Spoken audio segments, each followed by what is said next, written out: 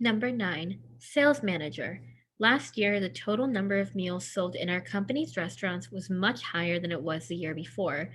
Obviously, consumers find our meals desirable. Okay, so the sales manager is saying that in the last year, the number of meals that we sold were higher than before, which means that consumers find meals desirable. The accountant then says if you look at individual restaurants, however, you find that the number of meals sold actually decreased substantially at every one of our restaurants that was in operation both last year and the year before.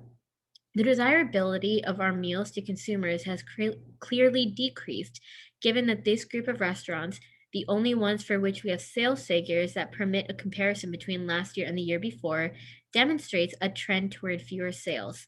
So now the accountant is saying, actually, if you look at individual restaurants, you'll see that the number of meals sold actually went down at every restaurant that was in operation both last year and the year before, which means that the desirability of our meals is actually decreased since these restaurants demonstrates lower number of sales.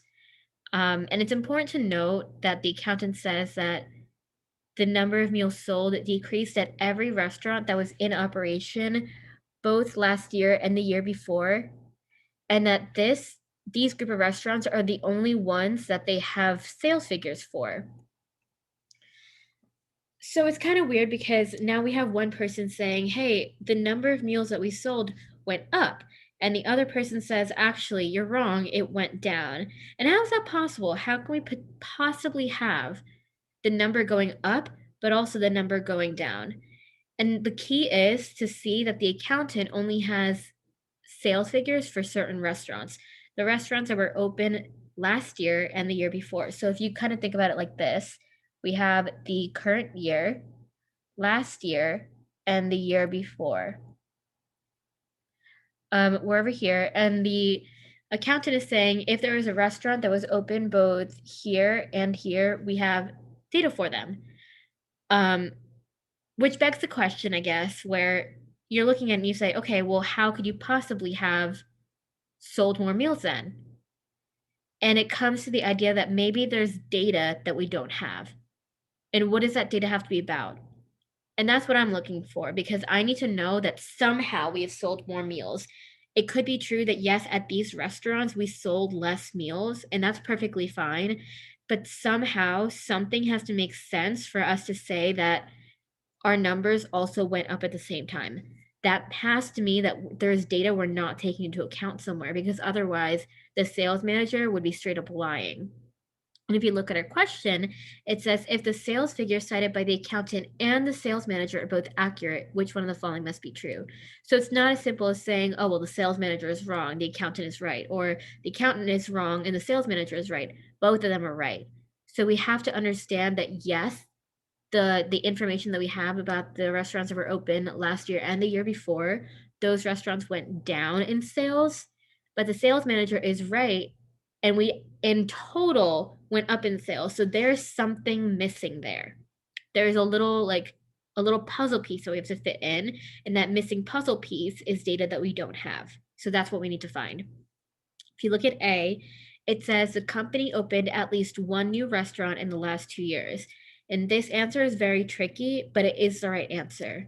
The reason being, perhaps in the last 2 years, so this year and this year, they opened a new restaurant. So they opened a restaurant here, which carried over into this year, which means they have data for it because it was open both last year and the year before. But saying that they opened at least one new restaurant sometime within the last 2 years leaves open the possibility that they opened a restaurant last year. If they opened a restaurant last year, they do not have data for this restaurant because the only restaurants that they have data for are the ones that were open both last year and the year before. So if this had been true, if they opened a restaurant, a new one, sometime in the last few years, that includes the possibility of them opening a restaurant last year alone, which means if those numbers went up, if that restaurant had an increased amount of sales because it's a new restaurant, they're selling things, that would mean that it contributed to our overall sales. And while the other restaurants had a decrease in sales, this restaurant having sales would boost our numbers up together. So A would be your right answer. Let's take a look at everything else though. B, the company's meals are less competitive than they once were.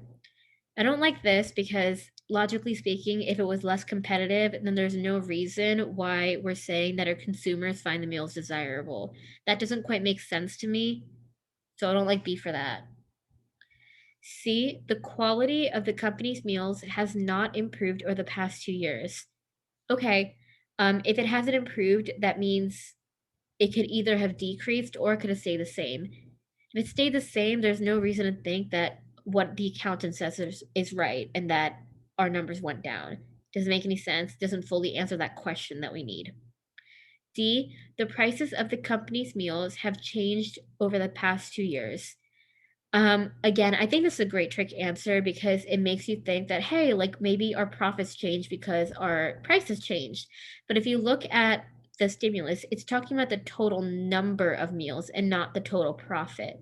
So if we're not talking about the total profit, the pricing doesn't matter. It's literally the number of items we sold and not the cost of those items, which makes D wrong. And then E, the market share captured by the company's restaurants fell last year. So when they say market share, they mean the total that you own within a market. So if we were talking about the market share of pens and I owned 20 out of 100 of them, my market share would be 20%. I own 20% of the pens that exist in the market. So saying that this company's market share fell, we don't know that for sure. Like we know that one person is saying our numbers went down and another person is saying our numbers went up, but we can't understand the percentage without understanding the market as a whole. And we don't understand the market as a whole, so we can't talk about our share or our percentage within the market without knowing that. So E is out too, and that leaves me with A.